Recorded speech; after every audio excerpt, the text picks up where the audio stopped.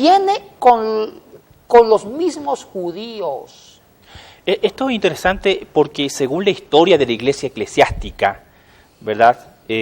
Según la historia de la iglesia como tal, se supone que los monasterios nacen en el siglo II, siglo III, después de Cristo. Con San Antonio, Pacomio. Con San Antonio.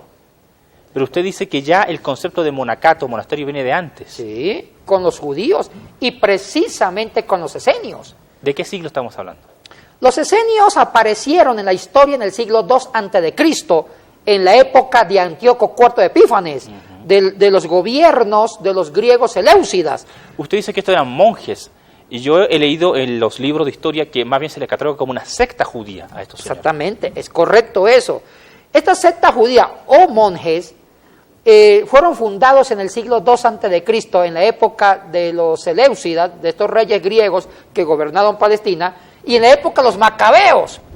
Esta guerrilla, o no guerrilla, este grupo de revolucionarios que se levantaron en armas para atacar a los seleucidas. Pero ¿quiénes fundaron a los esenios entonces? Mire, los esenios son hijos de los asidios. O sea que los esenios son hijos de los asidios junto con los fariseos. Esto es importante, Gabriel. Sí, correcto.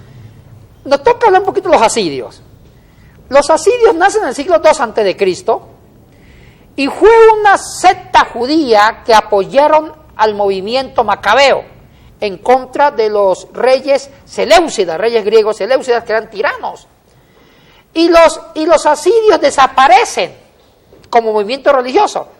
Al desaparecer dan dos hijos, sobreviven en dos corrientes, en los fariseos y en los esenios. Ya hemos hablado de los fariseos en programas anteriores, sí, pero de los esenios creo que no hemos hablado, Yatense. Ahora, los esenios tuvieron varias características. Fueron hombres que se apartaron del templo. Fueron hombres que no creyeron en el sacerdocio judío, pero más en el sumo sacerdocio de la aristocracia judía, del Sanedrín. Ellos eran hombres que les encantaron vivir una vida pobre. ¿Ellos se separaron de la sociedad, Yatense? Sí, sí.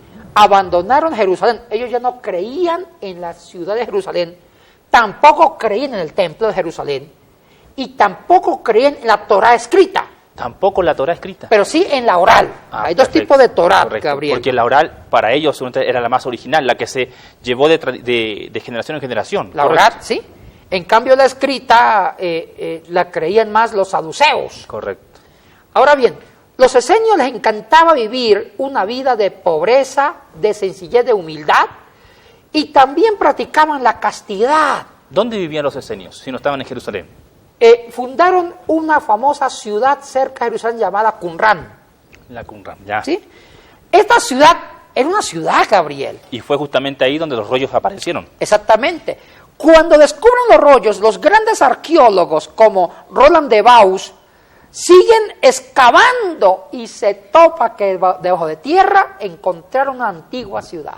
O sea que en esa cuevita donde los pastores encontraron la biblioteca, estos rollos, los arqueólogos ya, las manos expertas, siguen cavando y dan con la ciudad perdida del Qumran. Exactamente. ¿Era una ciudad tipo monasterio o ciudad como tal? Mire, era una ciudad monasterio, porque cuando hacen las excavaciones descubren antiguas murallas, tenían murallas. Y también descubren un antiguo puesto de vigilancia que ayudaban a vigilar a la Qumran. O sea que Qumran era una ciudad seria, con murallas y con un puesto de vigilancia. Aclaremos algo. Estos señores, los esenios, eran tipo monjes, eran ascetas. ¿Estos señores eran judíos en sí? Sí. ¿O se separaron del linaje? No, eran judíos de pura raza, pero después se separaron. Ya. Por convicciones teológicas, porque ellos ya no creían en el segundo templo construido por Nehemías, ya no creían en el sacerdocio del Sanedrín, no creían en la aristocracia sacerdotal. Ellos decían que los sacerdotes de Jerusalén y el templo habían profanado la Torá, y tampoco creían en la Torá escrita, sino en la Torá interpretada, que se llama la Torá oral. Correcto. Siga, ¿estos esenios tenían algún tipo de líder que los dirigía? Sí, había un sacerdote al estilo de Aarón, un sacerdote que presidía y manejaba todo el monasterio, que era como una ciudad. ¿Este sacerdote no pertenecía entonces a la casta sacerdotal de los judíos? No. Era un esenio pobre, un monje. Y una cosa importante, estos esenios, Gabriel, no eran cualquier lagaña de mico. No eran ignorantes. No eran analfabetos. Eran tremendos eruditos. ¿Eran escribas, tal vez? Ay. Muchos sospechan que los esenios fue una línea desobediente de los eruditos escribas.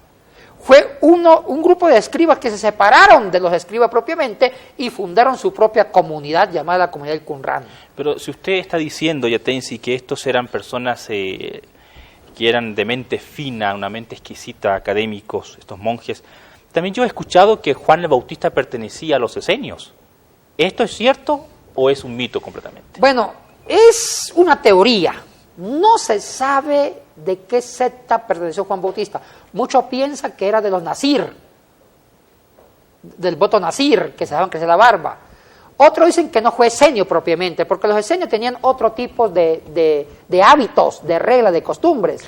Esto me parece importante porque lo que yo había escuchado, incluso leído en ciertos libros de historia, Yatensi, es que Juan el Bautista era esenio porque tenía las características de los esenios: vivir en los desiertos, pobreza, ser un tipo de monje. Pero tú estás diciendo más bien que Bautista tenía otro tipo más bien de características. ¿Qué otras características entonces tenían los esenios? Ahora mire, la palabra esenio en hebreo es los asadín. ¿Y esto qué significa? Piadosos. Los piadosos. O sea que la palabra esenio es más un nombre griego de los propios asadín, que eran los piadosos. O sea que, para contestarme a su pregunta, habían muchos asadín, piadosos, hombres piadosos de fe, que se retiraban a lugares distantes, al desierto, a montañas, para buscar de Dios. Entonces, tratar de decir que los asadín eran así es muy complicado. Puede ser que Juan Bautista fue de un movimiento asadín, y los esenios fueron de otro movimiento. O sea que dentro de los piadosos hubieron varios movimientos. Unos eran ignorantes, otros eran eruditos. Pero los autores del Qumran, de los rollos del Qumran, fueron los esenios eruditos. O sea, los asadín eruditos. Correcto. Bueno, tú dijiste que nos ibas a dar dos razones al respecto. Primera, ¿quiénes escribieron? Y ya estamos quedando claro que los que escribieron fueron los esenios, monjes del siglo II a.C., que provienen de los asidios, son liderados por un sacerdote monje que los lleva a escribir estos rollos, ¿correcto? Sí. La segunda razón, ¿cuál es, Yatensi? Los contenidos. Bien, hablemos de esto. Antes de iniciar con los contenidos o el contenido, permíteme dar una precisión que me parece muy valiosa sobre la ciudad del Qumran. Los arqueólogos han descubierto que, aparte de las murallas y aparte del puesto de vigilancia, descubrieron como especie de grandes auditorios inmensos. Parece que ellos se reunían ahí. Y también descubren grandes comedores. Parece que a los esenios les encantaba la vida comunitaria, compartir y tener todo en común. Y esto es lo que más me gusta. Descubren un escritorio.